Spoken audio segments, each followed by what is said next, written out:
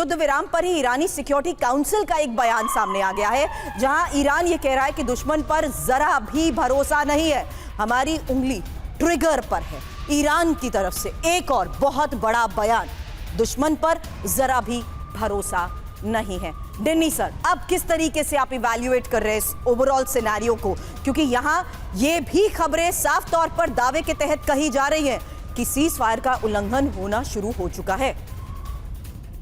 Ma'am, मैं इसको मानता हूं कि देखिए, इसमें तीनों देश, ईरान, इजराइल और यूएस, तीनों देश को चाहिए कि इस युद्ध को किसी तरह से एक सीज फायर की तरफ ले जाए, और तीनों देश ये चाहते हैं कि इसको और ज्यादा कैजुअलिटीज ना हो, और तीनों ही देश ये चाहते हैं कि किसी तरह से उनकी बेइज्जती ना हो, फेस सेविंग जिसे कहते हैं, क्योंकि ईरान की तरफ भी काफी सारा कैजुअलिटीज हुआ है। इसराइल के भी, अभी मनीष जो वहां से रिपोर्ट करते हैं, वहां भी कैजुअलिटीज हुए हैं। यूएस का था कि यूएस ने अपनी पावर दिखाया, लेकिन अगर ईरान माना नहीं तो वहां पर उनकी भी बेइज्जती होगी। तो तीनों देश को एक फेस सेविंग चाहिए था, या उनकी बेइज्जती ना हो, इस तरह से चाहिए। तो सबसे पहला मैच फिक्सिंग कहां से शुरू होता है? जब ईरान ने कतर पे अटैक किया, उससे पहले उन्होंने पूरा बता दिया कि भाई हम अटैक करने वाले हैं। कतर को बता दिया और यूएस को बता दिया। यूएस ने सारे अपने ट्रूप्स हटा दिए और उसको, उसमें से किसी को कोई कैजुअलिटी नहीं हुई। उससे ईरान को क्या फायदा हुआ? ईरान ने दिखा दिया कि देखो, हमने यूएस पे अटैक कर दिया है, जो यूएस ने हमारे पे अटैक कर दिया, हमने वापस अटैक कर दिया कतर के बेस पे, यूएस के बेस पे।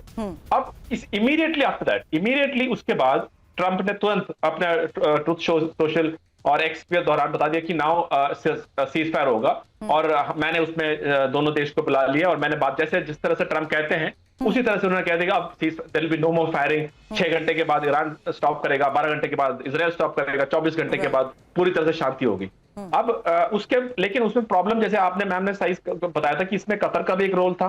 कतर ने ईरान से बात की थी, और उसमें डायरेक्टली ट्रंप का कोई रोल नहीं था कि ईरान को समझाए, लेकिन क्रेडिट तो लेना था ट्रंप को, जिस तरह से इंडिया पाकिस्तान के उसमें भी दिया था। तो यहाँ पर भी उन्होंने बिना कोई सोचे समझे या बिना कोई किसी और देश को कोई चांस देने से पहले खुद ही उन्होंने अनाउंस कर दिया कि अब हम देखो, हमने सीज फायर कर दिया है। लेकिन दोनों देश तैयार नहीं थे। इजराइल फिर भी थोड़ा बहुत तैयार थे, लेकिन ईरान तो तैयार नहीं थे। ईरान को किस तरह से आप कह सकते हैं कि ईरान पे सबसे पहला इजराइल ने अटैक किया, और 6 घंटे सबसे पहला रोकेंगे भी वही। तो इसीलिए ईरान ने अभी जो 6 वेव्स ऑफ अटैक अभी इजराइल पे किया है, और उन्होंने कहा कि अंत में हमने फायर करके रखा है करके। तो सर, ऐसे ये पूरी सवाल है कि ट्रंप की बातों पर कितना विश्वास किया जाए? क्या सीज फायर की ये बात बेईमानी है?